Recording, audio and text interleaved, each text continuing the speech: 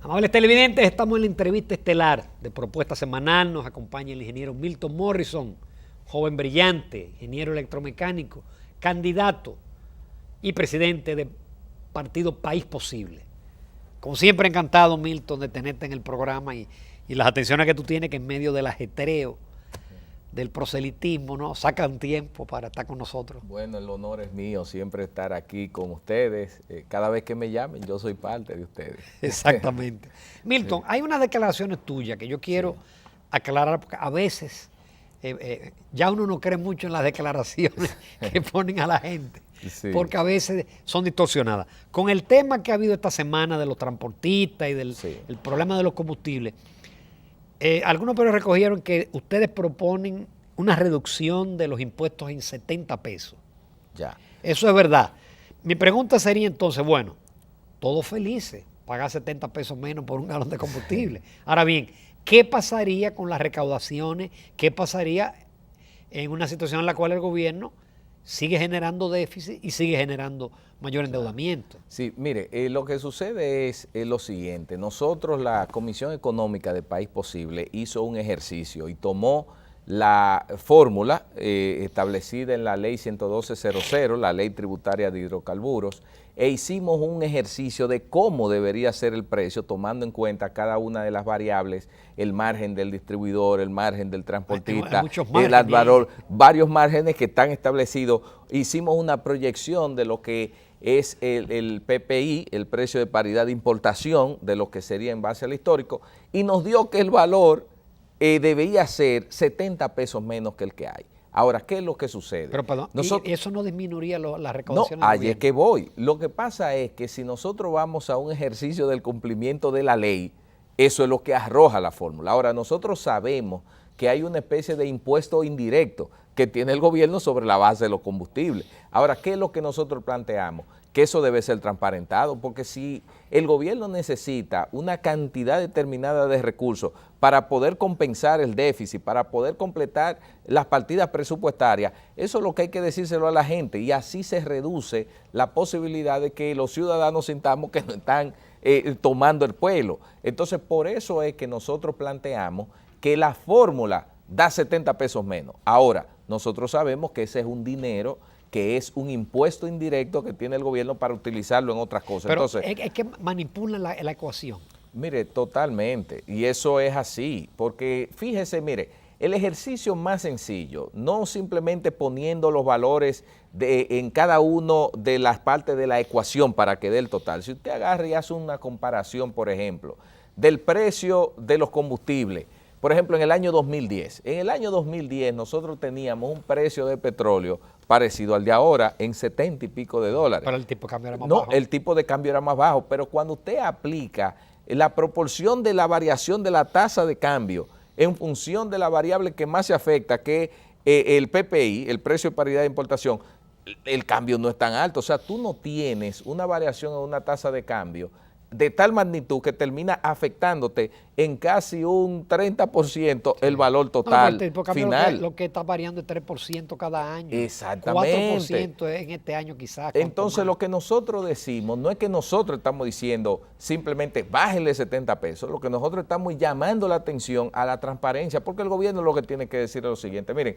es de la fórmula, pero nosotros vamos a poner aquí una variable que es un impuesto indirecto que necesitamos para poder cerrar nuestro déficit presupuestario. Eso es violatorio de la ley, eso tiene que ir al Congreso. Entonces modifiquen la ley. ¿Usted entiende dónde está? Porque al final porque el gobierno no puede poner impuestos. Bueno, pues entonces se está violando la ley, porque se está poniendo el impuesto. O sea, el impuesto existe, porque es un impuesto indirecto. Aparte de los dos que aparecen, es decir, qué porcentaje y el que fijo. Totalmente, porque es que como una cajita negra, fíjese, mire, los márgenes del distribuidor, del transportista, los impuestos, el tema de al valor en el 16% y todo lo que usted quiere está ahí. Ahora, usted sabe que es lo que no sabe la gente, ¿a cuánto es que compran el petróleo?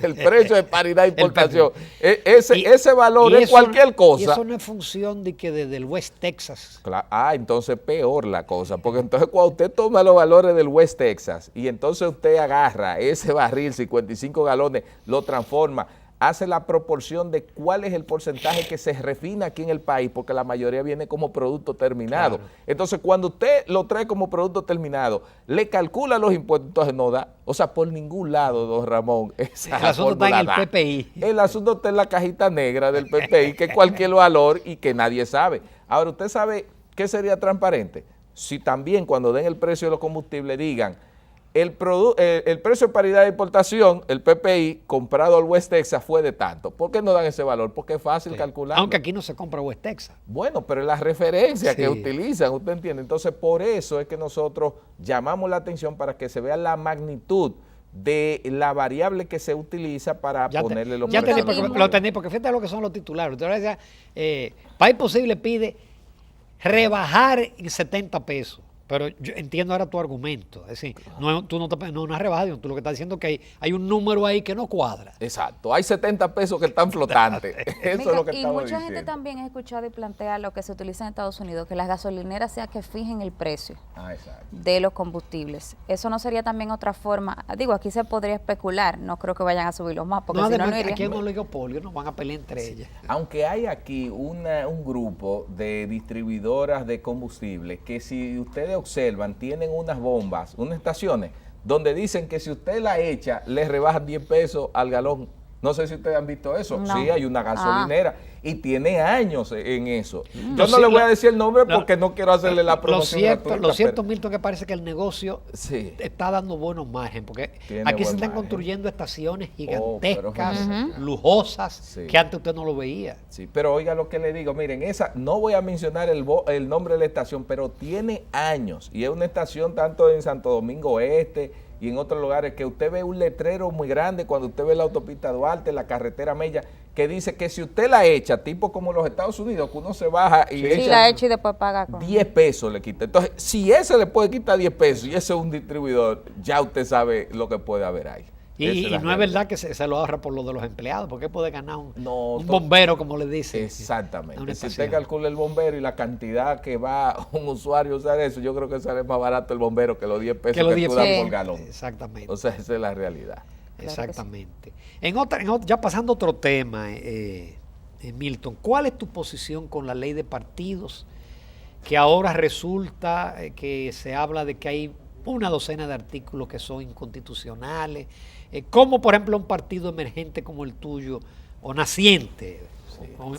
Hay algunos emergentes que son viejos, pero en el caso de un partido naciente que todavía no ha solicitado su aprobación, ¿cómo tú ves esa ley? Mira, obviamente el tema de tener una ley de partidos era un reclamo de la sociedad desde hace más de 15 años.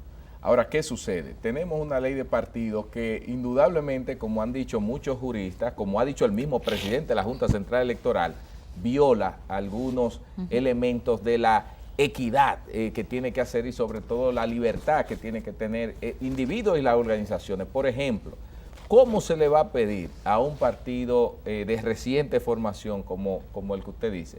El hecho, por ejemplo, que usted surja y no tenga la posibilidad de ni siquiera aliarse en ninguna de las candidaturas, ni siquiera a niveles congresuales o municipales, y usted tiene que ir solo. Pero sin embargo, el resto de los partidos, ellos sí se pueden aliar. Sí. Entonces, yo no le veo como un sentido a eso. Si no hay igualdad. Exacto, si no hay igualdad. Ahora, ¿qué yo le veo sentido? Quizá el que hizo la ley lo que estaba era tratando de eliminar todos esos partidos y que no existiesen más partidos. Yo creo que esa ley lo que trató, el trasfondo de esa ley, era proteger un sistema de partidos políticos muy debilitado. O sea, que los mismos políticos y los mismos partidos políticos saben el nivel de descrédito al que han caído. Entonces, al final es una ley que beneficia al status quo partidario. A los 4 partidos. Es a los 4 partidos grandes, el status quo. Entonces, es eliminar al resto, hay 27 partidos ahora con el de Opción Democrática, es eliminar 23 partidos para quedarse 4 y todo el que se elimine venga a esos 4. Entonces, yo creo que ahí esa es la lógica del trasfondo, pero obviamente un partido naciente tiene que tener la posibilidad de poder aliarse parcialmente. Exacto. Por ejemplo, Minú teóricamente tiene que presentar candidatura a nivel total. Exacto. A los Minú lo que le convendría es establecer alianzas parciales con partidos similares a su ideología. Claro, porque hay un tema, o sea, mire, yo soy de los que creo que aquí tenemos que llevar al Congreso y a las alcaldías lo mejor de la República Dominicana. Entonces, si nosotros como país posible, en una demarcación, entendemos que el partido X tiene el mejor candidato que está ahí, ¿por qué nosotros no apoyar a ese ciudadano, a esa ciudadana que puede hacer una labor digna? Yo creo que ahí hay una alianza interesante, o no es así. Entonces, al final de cuentas... No, pero entonces, los partidos tienen que presentar solamente candidatos que sean militantes.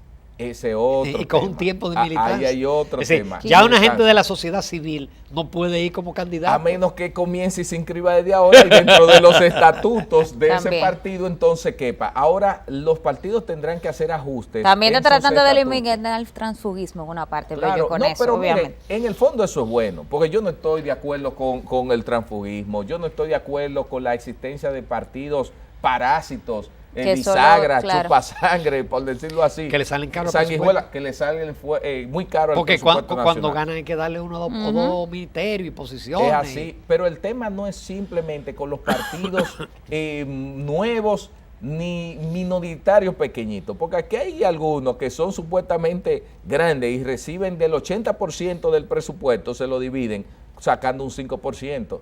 Eso no puede ser. Aquí hay partidos que sacaron 5 y 6% y se llaman de que mayoritario. Eso no es mayoritario en un país como está ahora. O sea, que yo no es que nos oponemos a la ley en sentido general, pero hay cosas que hay que tomarle en cuenta porque yo creo que lesionan las garantías institucionales de las organizaciones y los individuos. Milton, el tema de las elecciones presidenciales y de los tiempos y lo que yo encuentro, los cortos tiempos que suceden ahora luego de la aprobación de esta ley, ¿tú crees que realmente va a ser posible que la Junta realice este trabajo tan arduo y que los partidos ustedes se puedan abocar, cuestionar a todo eso? Sí, mira, ya la Junta hace 2 semanas presentó el calendario electoral. Obviamente yo participé en una reunión que invitaron a los partidos políticos, hicieron una excepción y aunque no somos todavía partidos políticos, nos invitaron. Y ahí el presidente de la Junta explicaba lo difícil que era poder cumplir con todos esos plazos que se habían puesto en la ley de partidos. Aquí hay un tema,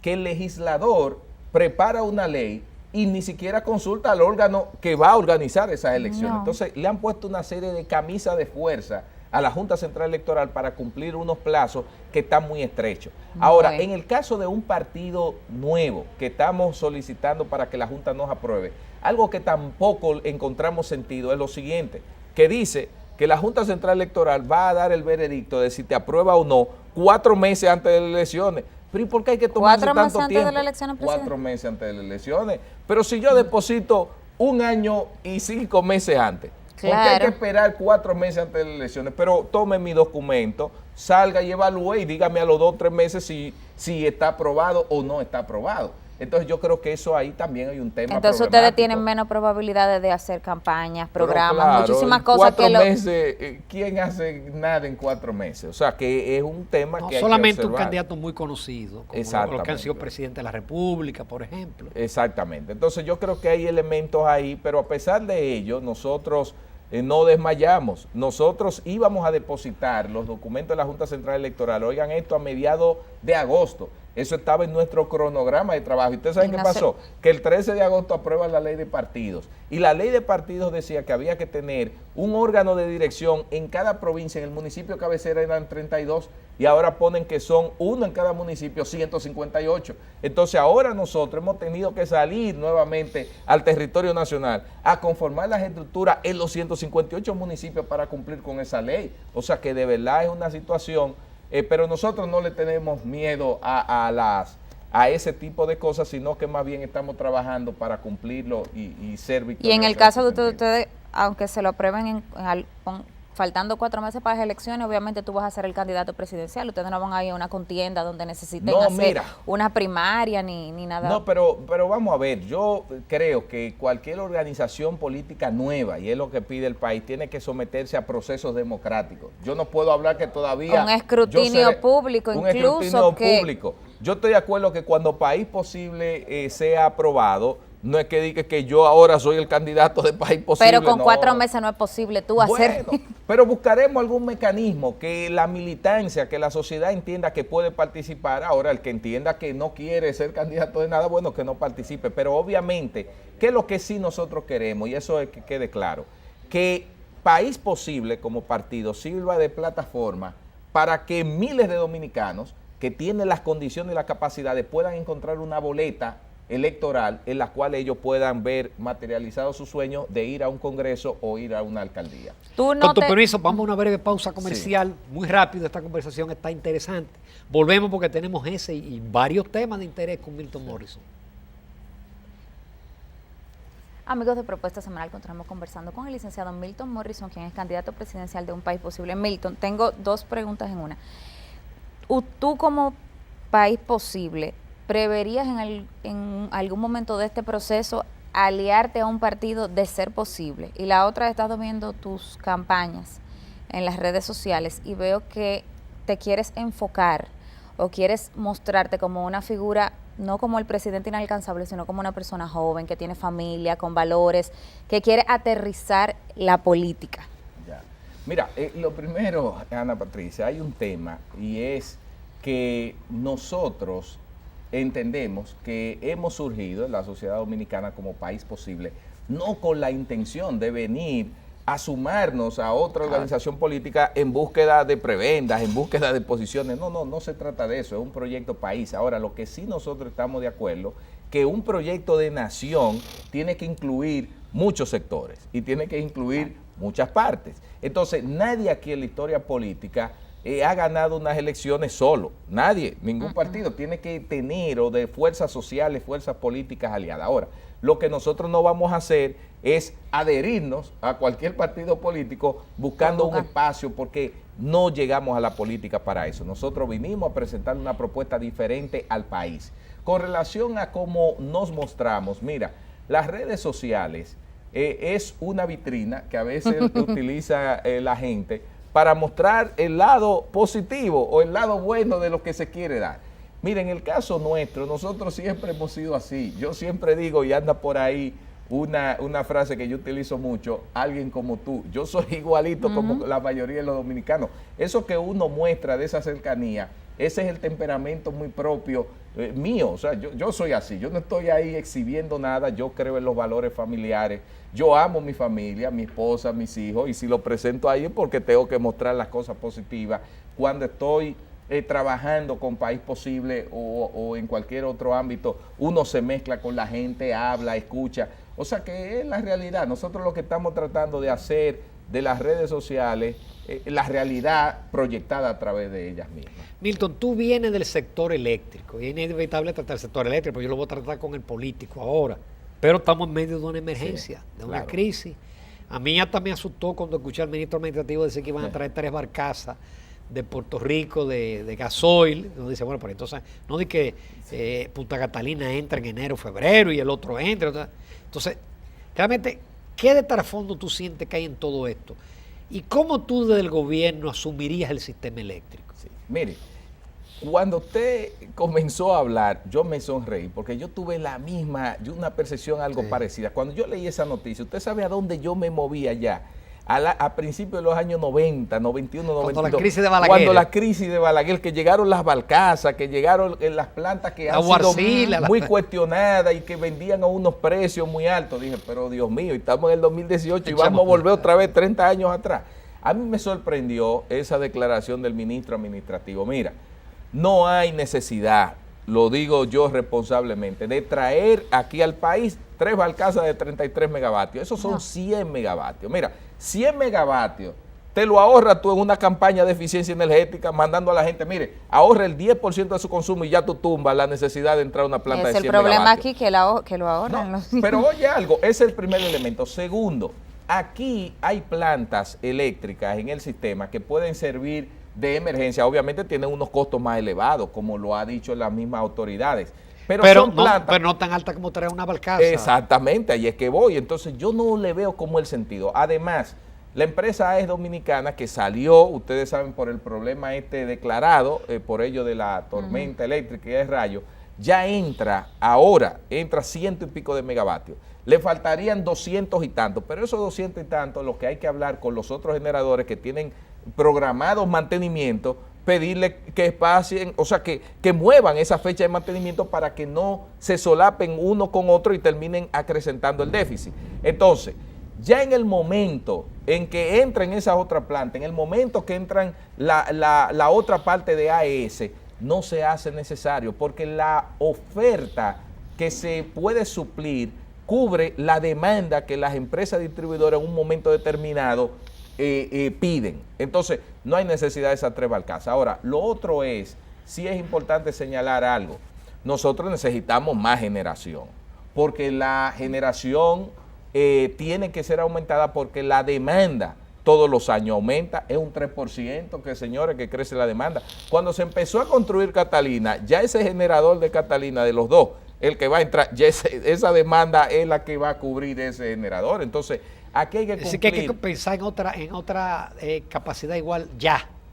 Mire. Porque eso va a estar interesante. Sí, porque hay que pensar en el país a 10, 15 y 20 años. No podemos estar con un sobresalto toda vez que hay un déficit, que hay apagón. Entonces ahora vamos a pensar, aquí hace falta la planificación energética. Y segundo, le digo algo, hay que resolver el tema de la distribuidora. No podemos seguir perdiendo esos 30 y pico % que son cientos de millones de dólares, que se pueden construir más plantas, que se pueden hacer muchísimas cosas con ese dinero, como decíamos nosotros. Resolver el problema eléctrico le libera al gobierno central, a la República Dominicana.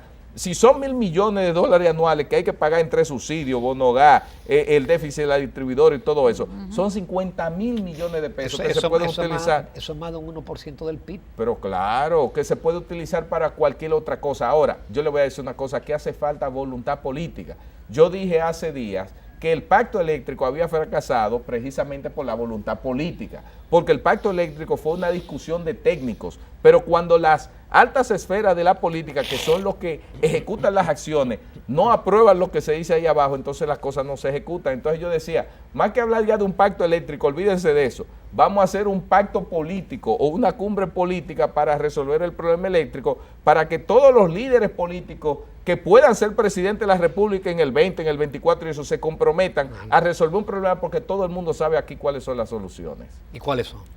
¿Cuáles son? Las soluciones son simples, yo se lo dije, mire, aquí haciendo 4 cosas de manera coherente se resuelve el problema eléctrico. Primero, aplicación de la Ley General de Electricidad. Usted dirá, ¿cómo eso? Sí, un órgano regulador, la Superintendencia de Electricidad, independiente del Poder Ejecutivo, que nadie se meta con el superintendente para que él haga que se cumpla la ley. El sector público y el privado, el que faltó del sector privado, pues usted lo amonesta. El que faltó en el sector público, usted lo amonesta, porque este es un sector que hay agentes públicos y privados. Eso es un primer elemento. El segundo elemento, resolver el tema de las pérdidas, cobrar la energía, señores. Ese subsidio generalizado no puede ser, que gente millonaria con muchos recursos, el gobierno le esté subsidiando de que energía, pero eso es una cosa que no cabe en ninguna. El subsidio hay que dárselo al que lo necesita, pero un subsidio focalizado, Entonces, resolver ese tema del subsidio, porque ahí se pierde un grande dinero. El tercer elemento es lo de las distribuidoras, que está muy vinculado el tema de la tarifa eléctrica. Nosotros tenemos que cubrir el servicio energético con una tarifa técnica, que se pueda saber cuáles son los costos reales, y si el Estado quiere cubrir con un subsidio porque le da la gana, cúbralo, pero que la gente sepa cuál es el valor de la energía. Como a usted le cobran el minuto del celular, a usted no le están subsidiando celular y usted se programa. Y cuarto, apostar a una energía en generación cada vez más abundante, a precio competitivo, a bajo costo y amigable al medio ambiente. Las energías renovables, aquí todavía no hemos explotado el potencial que tenemos en renovables. Un país con sol, parece que el costo de generación es más alto. Eso ha variado. Pero la solar hay varias empresas o los contratos que se hacen son más altos. Bueno, mire, la realidad es la siguiente. Si usted ve el tema de la inversión inicial es alta. Exacto. Bueno, y ya no es tan alta, eso ha variado mucho relativo. Lo que pasa, mire, aquí hay contratos, yo le voy a decir, aquí hay contratos. Esa planta que está ahí en Monteplata, de la empresa solar que se instaló ahí, de los 30 megavatios y pico, pero esa planta tiene un contrato que no pasa de 13 centavos de dólares, y hay generadores que venden más alto de 13 centavos. Entonces, ¿qué es más caro, la solar o la producida con petróleo? Es la pregunta. Los generadores eólicos, del Arimal, de los otros que se han instalado todo en la región sur del país, ¿A cuánto ustedes creen que el kilovatio hora de eso? Pero eso es más barato que muchas de las plantas. Digo, no todas, porque no es más barato que el gas natural que tiene AES, no es más barato que el carbón de Itabo, pero ya hay otras plantas que eso es mucho más barato. Entonces, yo soy de lo que creo... Pero en ningún país, Milton, ese tipo de generación representa más del 20%. Sí, lo que pasa es que hay un tema de seguridad energética, me explico. El viento es intermitente.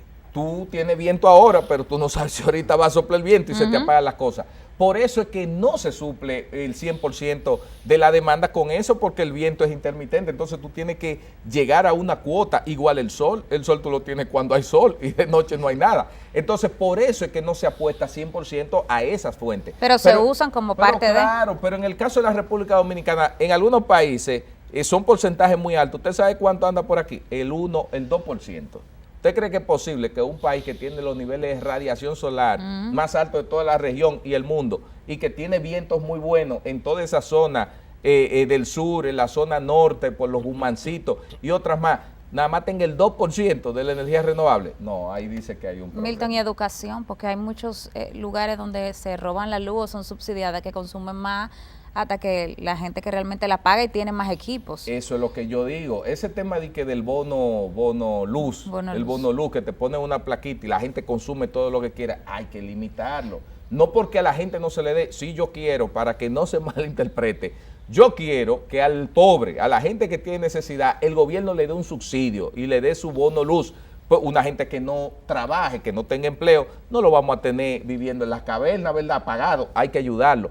Pero esa no es la mayoría de los dominicanos, ¿entiendes? O sea que hay que, como tú dices, Ana Patricia, la gente tiene que tener un nivel de conciencia, o sea, no consumir como rico bajo una realidad de pobre. Yo en mi casa lo medí, que pedí una medición de un mes, y los días que en mi casa las muchachas no están, no hay nada de consumo, el consumo es un 4, un 5, un 7. Ella llegó el lunes y me subió a 36. Bueno, pues ya Milton, tú sabes. y el caso de Punta Catalina, que ya hay alguien por ahí, creo que José Rijo reveló, que ya se han pagado 2.300.000 y ahora están los 300.000 adicionales que se acordó. 2.000 millones. Sí. Y hay 300 y pico. Bueno, lo que pasa es que usted vio, ese fue un fondo que han creado para dar respuesta a ese reclamo que tiene la empresa Odebrecht, pero sobre la base para que el proyecto no se pare, lo que eso se va a arbitraje. Que no se puede parar. En lo que define. No, ya miren, ya esa planta tenemos que terminarla y tiene que terminar bien, porque el dinero que se ha invertido ahí es el dinero de todos. Nosotros tres somos parte dueños de esa planta, entonces yo quiero que la terminen. Ahora, que la terminen sobre la base de una inversión que haga sentido, porque también yo digo que creamos el fondo de los 300 y pico, pero yo quisiera que esos 700 y pico que está reclamando Odebrecht, el Estado Dominicano, le pida y haga una auditoría para ver qué realmente hay que pagar de ese monto, porque de lo contrario estamos ya aumentando mucho la inversión original de la planta.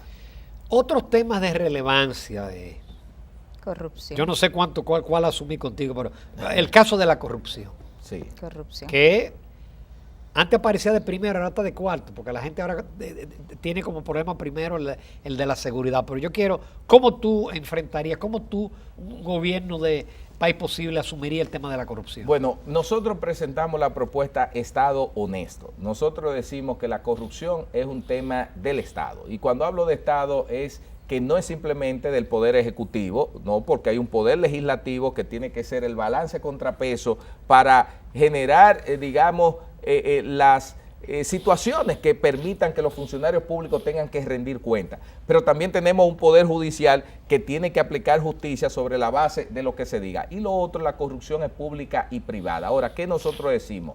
Aquí hay que darle fuerza a lo que nosotros llamamos el poder contralor. Nosotros necesitamos que la Contraloría General de la República tenga niveles de independencia y la Cámara de Cuentas también unos niveles de independencia tal que no sea el Congreso que al final se convierte, y es la práctica, en un sello gomígrafo del Poder Ejecutivo. Y el Congreso nombra a los miembros de la Cámara de Cuentas y la Cámara de Cuentas lleva 1 año y pico que se abrió el proceso de Odebrecht y no ha podido presentar un informe de ninguna de las obras en cuestión. Entonces, cuando nosotros decimos darle fuerza al Poder Contralor y la Cámara de Cuentas, es independencia. Lograr que el Procurador General de la República llegue a un nivel de independencia tal que no sea un empleado del presidente de la República, porque entonces no somete, porque él dice, si me atrevo a esto, a mí me cancelan al otro día. Entonces, lograr esa justicia independiente que pueda perseguir los casos de corrupción amerita un pensamiento muy elevado y un desprendimiento de la clase política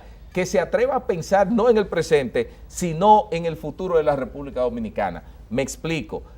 Que llegue un día aquí en el país que un gobierno y un presidente diga que los poderes de la justicia lo va a desvincular del poder ejecutivo y donde él sea el primero que tenga que dar cuenta de eso. Eso parece casi una fábula de Esopo, un cuento de ficción, pero hay países donde la justicia tiene tales niveles de independencia, donde el poder de la Contraloría y la Cámara de Cuentas es tal, que sí se generan esos contrapesos. La corrupción existe, pero a unos niveles muy mínimos. Entonces tenemos que aprender de esos países, porque de lo contrario, la corrupción va a seguir robándonos muchas vidas, va a seguir quitándole oportunidades a jóvenes de empleo, va a seguir quitándoles recursos para invertir en la seguridad ciudadana, va a seguir quitándole la calidad de vida del dominicano. Entonces es un tema que hay que resolver. Y de la corrupción se entrelaza a la inseguridad. Qué pena no tener más tiempo, Milton Morrison, porque te agradezco muchísimo. A ustedes. Tu discurso está muy bueno. Gracias. Muchísimas gracias. Nos vamos a comerciales, seguimos en Propuesta Semanal.